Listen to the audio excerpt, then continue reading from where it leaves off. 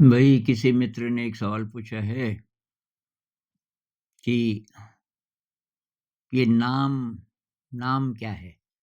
जो नाम जप में हम ये किसी नाम को दोहराते हैं, तो शायद कहना चाहते हैं कि इसका क्या महत्व है? और यही है कि जो अंदर से आवाज़ आती है, वो नाम जप है। एक सवाल उन्होंने और भी पूछा है कि सेवा क्या है? तो भई नाम हम उसका जपते हैं जिसके प्रति बहुत श्रद्धा होती है, विश्वास होता है, जिस देवता को आप मानते हैं, पूजते हैं, तो क्योंकि श्रद्धा है, तो श्रद्धा काम करती है। श्रद्धा है तो वो आपको पार ले जाएगी क्योंकि श्रद्धा का बहुत ज़्यादा महत्व है। आपने ये कहानी सुनी होगी ना उसकी एकलव्य की। तो द्रोणाचार्य जी सबसे बड़े गुरु थे धनुर्विद्या के, लेकिन एकलव्य को उन्होंने बोला कि मैं तो केवल हाई कास्ट के जो हैं उन्हीं को सिखाता हूँ, तेरे को मैं नहीं सिखाऊँगा। तो एकलव्य ने तो गुरु मान लिया था उनको, तो कहते हैं कि एकलव्य ने मूर्ति बनाई मिट्टी की द्रोणाचार्य की और वो रोज़ प्रणाम करे और वो सबसे बड़ा धनुर्विद बन गया। मतलब द्रोणाचार्य जी ने जिन लोगों को सिखाया, अर्जुन वगैरह को, वो बहुत पीछे रह गए उससे। तो ये इस बात का प्रमाण है कि अगर हमारी श्रद्धा हो सच्ची अ, किसी पर भी, इस केस में द्रोणाचार्य इस लायक थे नहीं कि वो गुरु बनाता, लेकिन अब विद्या उसी को आती थी, द्रोणाचार्य को। क्योंकि बाद में भी द्रोणाचार्य ने उसके साथ अन्याय किया ना, कि गुरु दक्षिणा में अपना अंगूठा दे दे, ताकि वो फिर मुकाबला ना कर सके अर्जुन वगैरह का। अर्जुन को चाहते थे कि क्योंकि ये मेरा डिसाइपल है। लेकिन अब असली बात है कि उसकी श्रद्धा एकलव्य की श्रद्धा इतनी गहरी थी कि वो काम कर गई। तो यही नाम जप में भी है। अगर श्रद्धा नहीं है तब कोई नाम जप करे, तो ज़्यादा अच्छे रिज़ल्ट्स नहीं आएँगे, क्योंकि मन भटकता भी रहेगा। पूरा मन नहीं है ना, श्रद्धा में पूरा मन वहीं होता है। तो जब पूरे मन से आप बार-बार रिपीट करते हो, तो बार-बार मन आपका यहीं है, बाहर जाने का मौका ही नहीं उसको। तो कहते हैं कि ये नाम जप का जब बहुत ज़्यादा अनुभव हो जाए किसी को, तो अंदर से ये जप चलने लगता है। आप कुछ भी काम कर रहे हो और अंदर से वो आवाज़ आ रही है फिर भी, ऐसा कहते हैं। ये मेरा अनुभव नहीं है, मैंने तो नाम जप कभी नहीं किया, क्योंकि मैं तो विपस्सना करता हूँ। विपस्सना में तो किसी चीज़ का सहारा नहीं लेते। जो आपके पास पहले से कुदरत ने नहीं दिया, जैसे साँस और शरीर, बस इसी पे ध्यान लगाते हैं। और मन में अगर कुछ चल रहा है, तो मन पे भी ध्यान लगाते हैं। लेकिन इसमें जो मुख्य है, वो शरीर है और वहाँ तक भी पहुँचने के लिए पहले साँस है। लेकिन मुझे ऐसे भी लोग मिले हैं जिनको ये सूट नहीं करता विपस्सना। वो कहते हैं कि हमें अल्टीमेटली ये जो मंत्र जाप है, इसी से फ़ायदा हुआ। तो अलग-अलग रास्ते हैं ना, इतनी ध्यान विधियाँ क्यों हैं? उसका कारण ये है कि हर इंसान अलग है दूसरे से। मतलब मंज़िल एक ही है। मंज़िल क्या है कि हम अपने ब्रेन को सुव्यवस्थित करना चाहते हैं। अपने पात्र को अच्छा करना चाहते हैं, ताकि उसमें जो अमृत रस जो टपक रहा है, हम उसका रसपान कर सकें। अभी अमृत रस का हमें पता ही नहीं चल रहा है, क्योंकि हमारा पात्र पात्र का मतलब हमारा जो मन है, वो साफ नहीं है, उसमें ये घुमड़-घुमड़ इधर के विचार, इतनी इच्छाएँ, राग, द्वेष, संसार की तरफ बार-बार भागना, ये सब चल रहा है।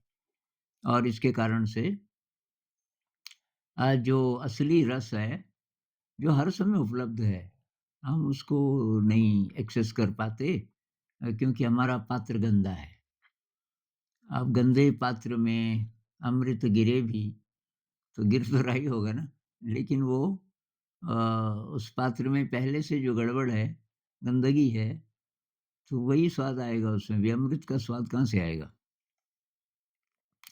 तो अब अंदर से आवाज़ का कहीं आपका मतलब ये तो नहीं है, जो अंदर से आवाज़ें आती हैं, अनहद नाद जिसको बोलते हैं, वो जैसे समुद्र की आवाज़, दूर कोई समुद्र है या बारिश के मौसम में दूर कोई नदी है, लेकिन उसकी आवाज़ आ रही है। ऐसी-ऐसी आवाज़ें आती हैं अंदर से, तो उसको तो अनहद नाद कहते हैं और कुछ लोग उसी पे ध्यान लगाते हैं, उस आवाज़ पे। और तब वो आवाज़ ज़रा ज़्यादा तेज़ भी हो जाती है बहुत बार। तो वो भी एक है जो अंदर की आवाज़ आप बोल रहे हो। अब आप इसका महत्व क्या है? अगर ये पूछ रहे हो तो भई ये तो अपने आप से पूछो। अगर आपकी श्रद्धा इसी पर है नाम जप पर पूरी श्रद्धा है, तो ये आपके लिए काम करेगा। अगर श्रद्धा नहीं है पूरी तो तब आपको और कोई विधियाँ ट्राई करनी चाहिए, जैसे विपस्सना है। अब सेवा क्या है? तो सेवा भई हमारी सहज प्रवृत्ति है। इंसान की जो हायर क्वालिटीज़ हैं, 2 प्रकार की क्वालिटीज़ है ना हमारी।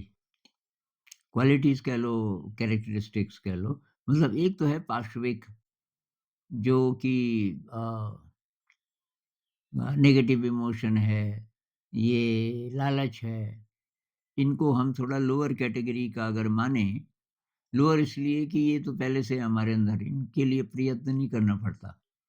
यही तो गंदगी है, जो मैं बोल रहा हूँ ना कि पात्र गंदा है, तो गंदा किस चीज़ से है? यही है, लालच है, राग है, द्वेष है, तमाम नेगेटिव इमोशंस हैं। नेगेटिव इमोशन किसको बोलते हैं? जिससे मन व्याकुल होता है। अ, गुस्सा, खीज, आक्रोश, निराशा, डर, हताशा, फ्रस्ट्रेशन, एंग्ज़ायटी ये सब। तो पात्र साफ हो गया का मतलब अब ये नेगेटिव इमोशन नहीं आ रहे। अब आपको कोई लालच नहीं है। संसार से आपको साइकोलॉजिकली कुछ नहीं चाहिए। फिज़िकली तो चाहिए ना, जब तक शरीर है हमें रोटी चाहिए, कपड़ा चाहिए, मकान चाहिए और सामान भी चाहिए। ज़िंदगी के लिए जो-जो ज़रूरी है, बाहर के जगत में जीने के लिए वो सब तो चाहिए। तो वो तो हुई फिज़िकल डिपेंडेंस, जो हमेशा रहेगी जब तक ये शरीर है। साइकोलॉजिकल डिपेंडेंस का मतलब है कि आपकी सारी ज़रूरतें पूरी हो रही हैं, लेकिन अब आप कुछ और चाहते हो, जैसे कि मेरा नाम हो जाए, मैं थोड़ा फ़ेमस हो जाऊँ, मेरी जय-जयकार हो, मेरी पावर हो दूसरे लोगों पे। ये है साइकोलॉजिकल डिपेंडेंस। अ, तो इससे आप फ्री हो गए। साइकोलॉजिकली दुनिया से आपको कुछ नहीं चाहिए और जितना चाहिए वो मिल ही रहा है, रोटी, कपड़ा, मकान इत्यादि, बस वही चाहिए। तो इसका मतलब काफ़ी सफाई हो गई, मन काफ़ी आपका निर्मल हो गया। निर्मल का मतलब मैल नहीं रहा अब, यही मैल है। कहते हैं हम जन्म ही इसीलिए लेते हैं बार-बार इस पृथ्वी पे कि इस मैल को धोना है। मैल आया कहाँ से? पिछले कर्मों से। बुद्धिज़्म के अनुसार आपकी जो भी हालत है, आप ही ने बनाई है। आपने पहले जो कर्म किए होंगे इस जन्म में या इससे पहले, उसके कारण से आपकी ये हालत है।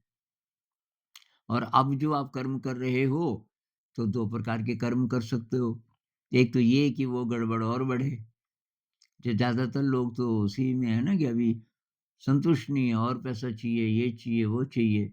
जिनके पास पैसा है तो वासनाएँ हैं तरह-तरह की, अ, उनमें लिप्त रहते हैं। तो और ज़्यादा गड़बड़ कर रहे हैं। लेकिन ऐसे भी कर्म हो सकते हैं कि हम उनको धोएँ, धोने के लिए तब ये रास्ता है अध्यात्म का। तो सेवा क्या है?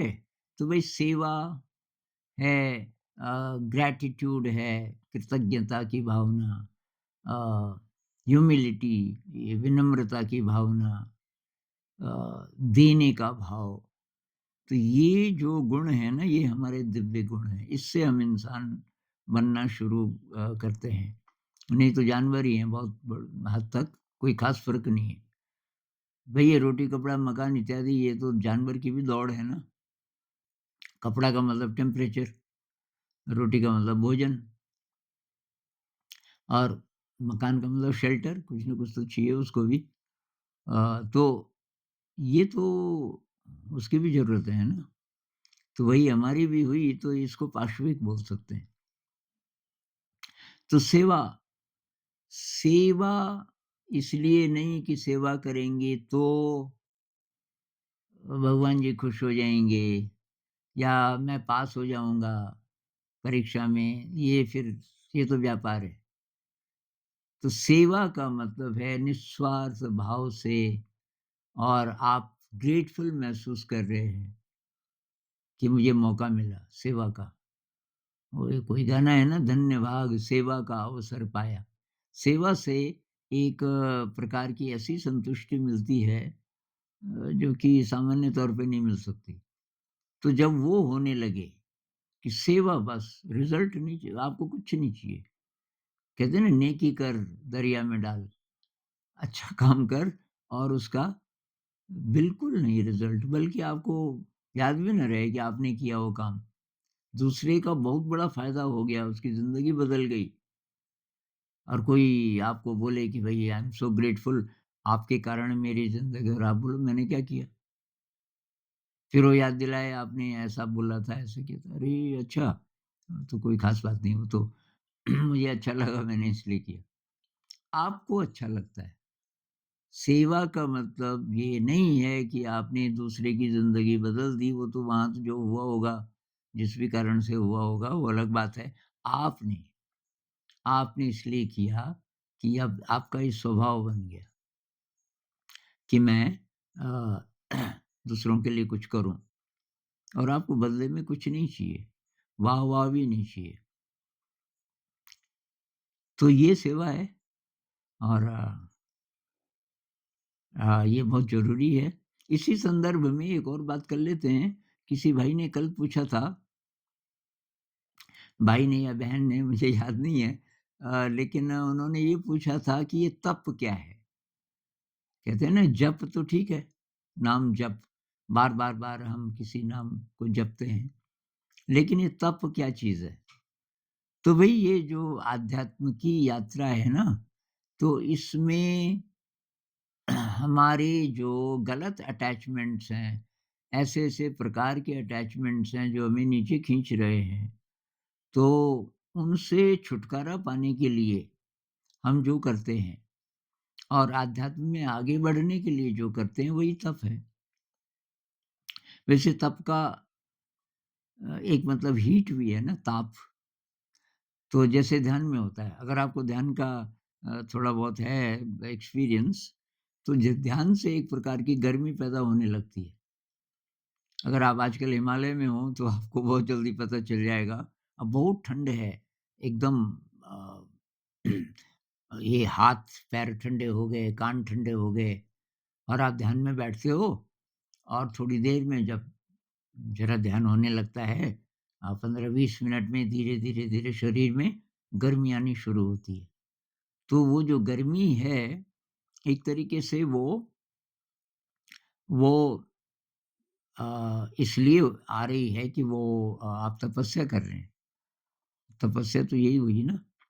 तो इसके लिए जो डिसिप्लिन है, आध्यात्म में आगे बढ़ने के लिए जिस डिसिप्लिन को आप अपनाते हो, और उसमें कष्ट भी होता है शुरू में, क्योंकि डिसिप्लिन्ड तो नहीं है ना हम शुरुआत में, तो बैठना ही बहुत मुश्किल है। भाई पालथी मार के 1 घंटा बैठना हर एक के बस का नहीं है शुरुआत में। कई-कई लोग तो पालथी मार के बैठे ही नहीं होते, ज़िंदगी भर, क्योंकि बचपन से कुर्सी पे बैठते हैं, तो उनके लिए तो और भी ज़्यादा मुश्किल है। फिर वो कहते हैं कि पीठ पे कोई पीठ दीवार पे टिका दें या तो लेकिन ऐसे बिना सपोर्ट के ही बैठना चाहिए जहाँ तक हो सके, मुश्किल है। तो ये भी तपस्या है एक प्रकार की। तपस्या का मतलब अपने को डिसिप्लिन्ड करना और उसमें शुरुआत में कष्ट होगा, सीधे बैठने में बहुत कष्ट। ये 10 डे विपस्सना कोर्स करते हैं, उसमें मुझे तो बहुत दर्द हुआ था। पीठ पे और टाँगों पे बहुत ज़्यादा दर्द। तो केवल इसलिए नहीं होता वैसे वो दर्द अ कि बैठने के कारण, लंबे टाइम तक बैठने के कारण वो दर्द हो रहा है। वो इसलिए होता है कि अंदर एनर्जी बदलती है, हीट पैदा होती है शरीर में और हीट कह लो, एनर्जी कह लो, वो रीबिल्ड करती है आपके बॉडी माइंड को। तो उस प्रोसेस में ये कष्ट भी होता है और तब उसमें ये सिखाते हैं कि जो कष्ट है, उसको वेलकम करो, क्योंकि वो कष्ट इस बात का प्रमाण है कि कुछ हो रहा है। आपके बॉडी माइंड में कुछ काम चल रहा है। सड़क नई बन रही है। आपका जो नर्वस सिस्टम है वो रिफाइंड हो रहा है एक तरह से। तो ये सब उसी में शामिल है। कुछ लोग जैसे व्रत लेते हैं, या अलग-अलग सिस्टम है ना। ये विपस्सना मेडिटेशन में व्रत वगैरह नहीं लेते, खाते कम हैं थोड़ा और हो सके तो रात को नहीं खाते। अगर आपको ज़्यादा इंटेंस ध्यान करना हो, तो रात का खाना छोड़ देते हैं, नाश्ता लेते हैं, लंच लेते हैं और कोई-कोई बुद्धिस्ट हैं, कोई-कोई नहीं बहुत सारे जो एक ही बार खाते हैं, 24 घंटे में केवल 1 बार। अ, लेकिन ये जो 10 डे कोर्स है इसमें 2 बार खाना देते हैं वो, नाश्ता देते हैं, लंच देते हैं। तो 11:30 12 बजे से 12 बजे तक लंच भी हो जाता है, मेरे ख़्याल से 11:30 के आस-पास। तो बस अब शाम को जो पुराने साधक हैं, वो उनको केवल पानी, नींबू पानी पी सकते हैं बस। चाय भी नहीं, दूध भी नहीं, फल भी नहीं। अगर आप पहली बार जा रहे हो तो तब आपको फल या दूध या चाय मिल जाता है शाम को 5 साढ़े 5 बजे। तो ये सब तप में आएगा, मतलब आप त्याग कर रहे हो ना एक प्रकार से, भोजन का त्याग कर रहे हो। कई लोग ऐसा व्रत रखते हैं कि 24 घंटे का, मतलब ये अभी शाम को खाया और अब कल शाम को खाना है। मतलब कल सुबह भी नहीं खाना और दिन में भी नहीं, शाम तो 24 घंटे हो गए। तो ये जितनी भी चीज़ें आप करते हो ये सब तप में आता है। तो ऐसा प्रयत्न, ऐसा एफ़र्ट जो कि अध्यात्म की यात्रा में आपकी मदद करे। अब कई लोग कहते हैं ना कि ये एफ़र्ट नहीं है मेडिटेशन। अरे भाई शुरू में तो एफ़र्ट होगा ना। अब तुम बैठ ही नहीं पा रहे पालथी मार के। कोई-कोई कहते हैं वो उसकी भी ज़रूरत नहीं है। तो अब उसकी भी ज़रूरत नहीं है तो 2 प्रकार के लोग कह सकते हैं, या तो पहले से पहुँचा हुआ है, मतलब पहले उसको कुछ करने की ज़रूरत नहीं, फिर पहले से ही वो बहुत उच्च कोटि का संत है, तो वही कुछ ज़रूरत नहीं है। आप तो स्थित प्रज्ञ हैं, आपका मन हर परिस्थिति में अविचलित रहता है। अगर ऐसी आपकी हालत है, तब तो ठीक है, लेकिन अगर ऐसी हालत नहीं है, तो वही डिसिप्लिन्ड तो करना पड़ेगा अपने आप को। तो तब एक प्रकार के जो लेज़ी लोग हैं, वो भी कहते हैं मतलब कोई उनकी प्रगति अभी हुई नहीं और आप डिसिप्लिन्ड नहीं होना चाहते, तर्क बहुत तेज़ है उनका। कइयों ने शास्त्र वगैरह भी पढ़ लिया कुछ-कुछ, वो वहाँ से कोट करने लग जाते हैं, करते कुछ नहीं है, ध्यान नहीं करते और अंदर जो हालत है, तो कोई प्रगति भी नहीं हुई। तो भई तब तो आप धोखे में रह जाओगे। डिसिप्लिन तो ज़रूरी है। क्या डिसिप्लिन ज़रूरी है? ये जो पोस्चर है ना, सीधे बैठना, इससे ब्लड सर्कुलेशन अच्छा रहता है, ब्रेन ज़रा अलर्ट रहता है। आप करके देखो, ये जो सीधे बैठने का पोस्चर है पालथी मार के, अब ज़रूरी नहीं कि पद्मासन, आप आराम से पालथी मार के बैठो, जो भी आपके लिए आरामदायक हो। पतंजलि कहते हैं ना स्थिरम सुखम आसनम, आसन ऐसा हो कि आप स्थिर रह सको। बड़ी देर तक बैठे रह सको और सुखम, कंफर्टेबल। तो ये सब आपका तप में आएगा। सुबह उठना, कई लोग फिर कोशिश करते हैं। मेरे लिए कल ही एक कमेंट आया था कि सुबह उठना चाहती हूँ, उठ ही नहीं पाती। अब एफर्ट करना पड़ेगा ना। मैं सुझाव देता हूँ, भाई अलार्म लगा दो। अलार्म सुनते ही ऐसे ही जंप करो जैसे बिस्तर में कहीं साँप है। ये अलार्म को साँप के साथ जोड़ दो। अलार्म बजा मतलब खतरा, साँप है बिस्तर में, जंप करके नीचे। अब एक बार आप बिस्तर छोड़ ही दोगे, तो शायद आप फिर उठ ही जाओगे। तो ये भी उसी का हिस्सा है, तप का ही हिस्सा है। अब आपने पुरानी कहानियाँ सुनी होंगी कि पार्वती जी ने कि 10,000 साल का ध्यान किया शिव जी को खुश करने के लिए। अब 10,000 का मतलब एक मीनिंग तो ये हो सकता है कि इंटेंसिटी उस ध्यान की इतनी थी कि हम जैसे सामान्य लोग 10,000 साल में जहाँ पहुँचेंगे, लगातार ध्यान करते हुए, उतना शायद पार्वती जी 1-2 साल में ही पहुँच गई, क्योंकि उसके बाद तब शिव जी बहुत प्रसन्न हुए उस पे। ऐसी-ऐसी कहानियाँ हैं। तो भई तप का यही मतलब है कि स्पिरिचुअल डिसिप्लिन, स्पिरिचुअल डिसिप्लिन अ, जिससे हमें मदद मिलती है ध्यान में, गहरे जाने में, तो उसी को तप बोलेंगे। वो तपस्या कर रहा है, ऐसा भी बोलते हैं ना। तो उसने घोर तपस्या की। अब घोर तपस्या का मतलब क्या है कि भई अ, बहुत ज़्यादा मतलब एफर्ट, एक तरीके से अच्छा वाला एफर्ट। सम्यक प्रयत्न बुद्ध कहते हैं ना, कैसा एफर्ट? सम्यक प्रयत्न, सम्यक प्रयत्न। तो ये मोटी-मोटी बात तो अ, इस बारे में यही है। और असली बात है कि भई नाम जप करो, चाहे ये कोई दूसरा मेडिटेशन करो, ये देखो आपके लिए क्या सूटेबल है। आपकी प्रगति हो रही है कि नहीं, ये आपको पता चल जाएगा कुछ महीनों में, 1-2 साल में। और जब प्रगति हो रही है, तो उस पे आगे बढ़ो। अब प्रगति का ये मतलब नहीं कि आपको संसार में कुछ प्राप्त हो रहा है उसके कारण, कि जी मैंने ध्यान तो बहुत किया, मैं पास तो हुआ ही नहीं। ये गलत रास्ता है आपका। कुछ प्राप्त करने के लिए नहीं संसार में, बल्कि शुद्धिकरण के लिए। बस इसके लिए ये जो मेरा बॉडी माइंड है, ये अच्छा रिसीवर हो पा रहा है। अमृत को ये मेरा बॉडी माइंड एक्सेप्ट कर पा रहा है।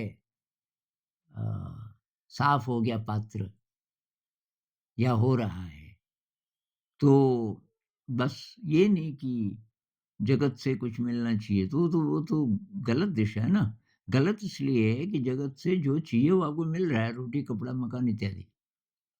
अब आपको और कुछ चाहिए साइकोलॉजिकल, तो आप बढ़ा रहे हो ना ये राग और द्वेष को, कि ये चाहिए और ये नहीं चाहिए। तो राग द्वेष से छुटकारा पाने के लिए तो ध्यान कर रहे हैं।